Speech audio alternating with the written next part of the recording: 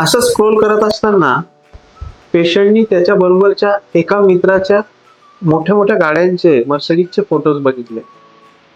एका दुसऱ्या बॅचमेटचे दुसऱ्या देशातले व्हिडिओज आणि फोटोज बघितले आणि तो मला विचारू लागला की सर हे कसे सगळे पुढे गेले, मी तर यांच्यासोबतच शिकलो, यांच्या इतकंच शिकलो आणि मी कसा मागं राहील.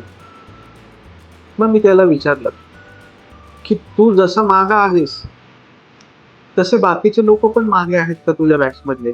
तर तो म्हणाला सर नाही, माझ्यापेक्षाही काही लोक मागे येत अजून. मग मी त्याला समजावलं की ते रडतायत का, ते नाराज आहेत का. तर तो म्हटला नाही सर, त्यांना तर असं काही वाटत नाही, पण मला वाटतंय. लक्षात घ्या, प्रत्येकाचं आयुष्य आणि प्रत्येकाचं जीवन हे वेगळं आहे. काही घटना तुमच्या आयुष्यात आज चांगल्या नसतील तर पुढे जाऊन चांगल्या येऊ शकतात. ते तुमच्या मेहनतीवर पण अवलंबून आहे.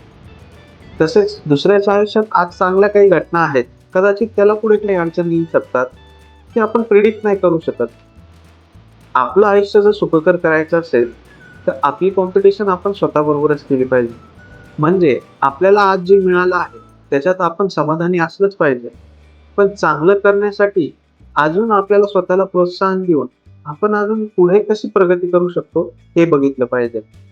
तरच आपण खुश राहू शकू.